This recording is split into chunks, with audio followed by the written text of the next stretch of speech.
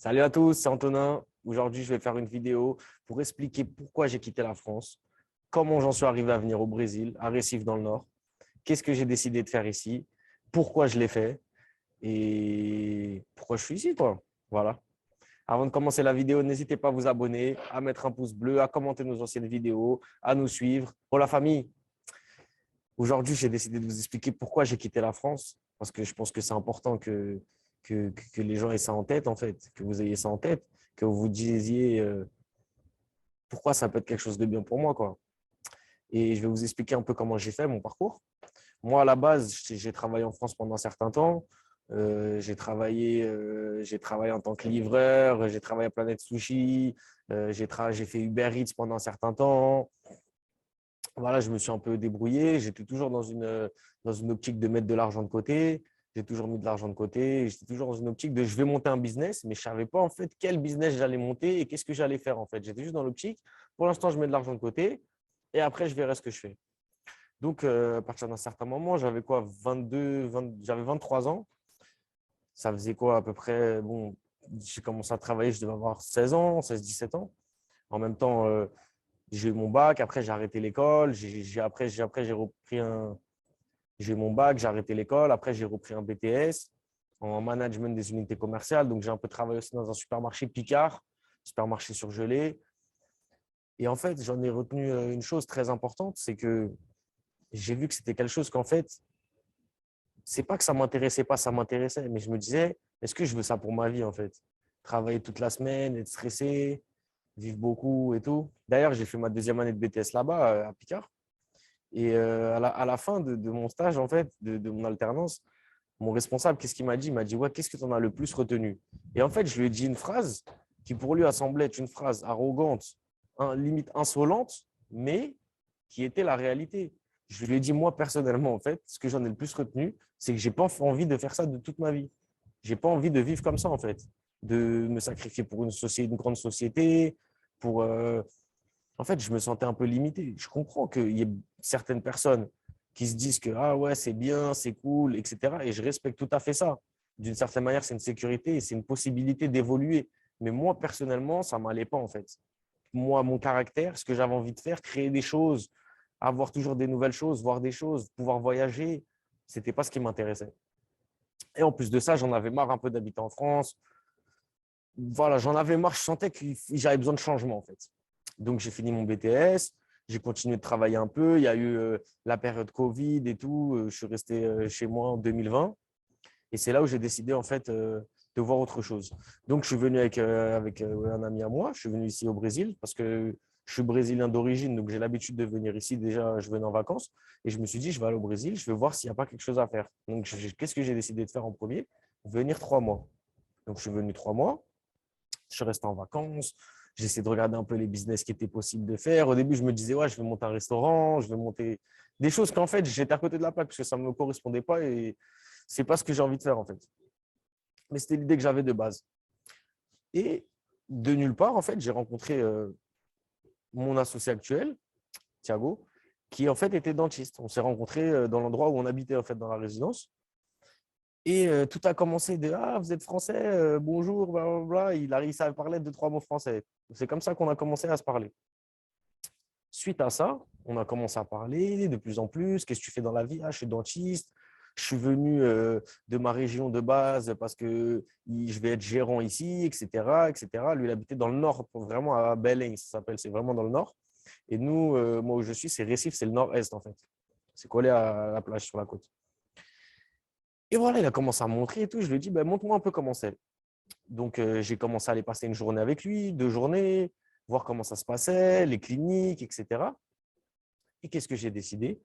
J'ai décidé de lui faire une proposition en fait et de lui dire, bah, toi, est-ce que ça t'intéresse vraiment d'être gérant au bout d'un certain moment et tout? Pourquoi on ne montrait pas un truc ensemble? Qu'à la base, il m'a dit, bah, viens, on essaye de racheter celle où je suis gérant, en fait, entre guillemets. Et tu rachètes une part, moi, je vais racheter une part et au final, on la prend pour nous et on voit. Suite à ça, bon, je suis rentré en France. On est arrivé à la fin de mes 3 mois. Je suis rentré en France. Et qu'est-ce que j'ai décidé de faire? J'ai décidé de réfléchir un peu, prendre un mois et demi, 2 mois, de me dire est-ce que c'est vraiment ça que j'ai envie de faire? Qu'est-ce que j'ai envie de faire? Je n'étais pas encore sûr. Et un jour, on s'est appelé, il m'a dit, bon, c'est bon, en gros, je t'attends, viens, t'inquiète pas, on monte une clinique ensemble, on voit ce qu'on fait, on le fait direct et tout, viens.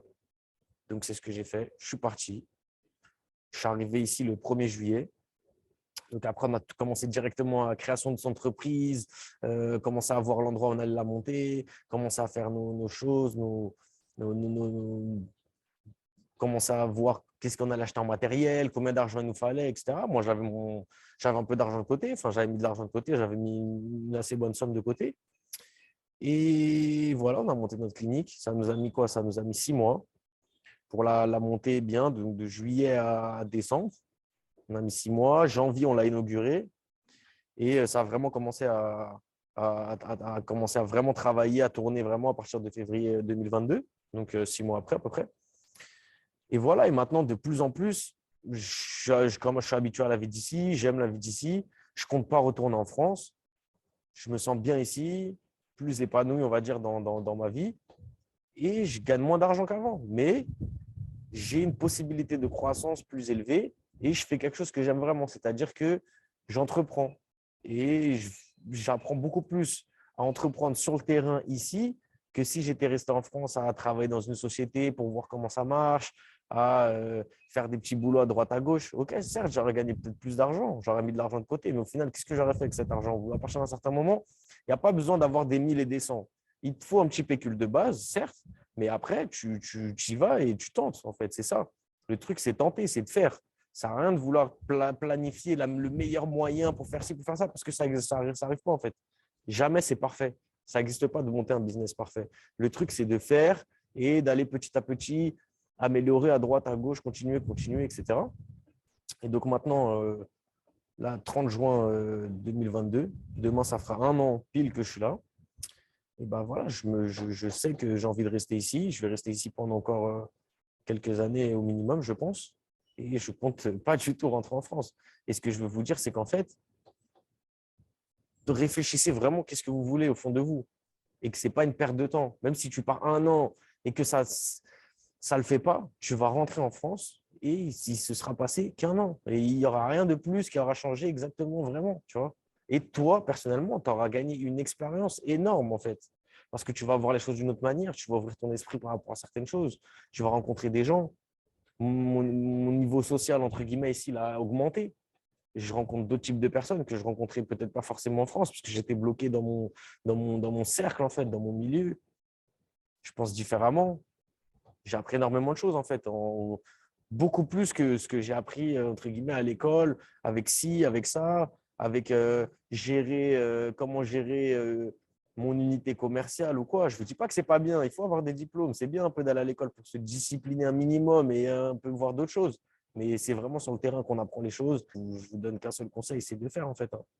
Voilà, n'ayez pas peur de est-ce que ça va tomber à l'eau? Est-ce que ça va sinon? Ça va tomber à l'eau. De toute manière, à certains moments, il va falloir se remettre en question, prendre les bonnes décisions. Mais l'argent, c'est la conséquence, en fait. Tout ce qu'on sème maintenant, on va le cueillir plus tard. Et plus tôt on le fait, plus tard on y arrive.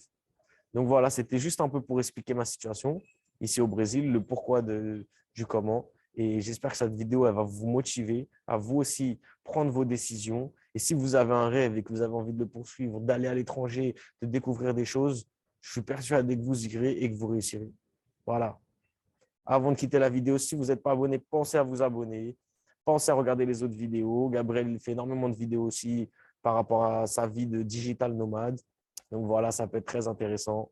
On se retrouve pour une prochaine vidéo. À bientôt.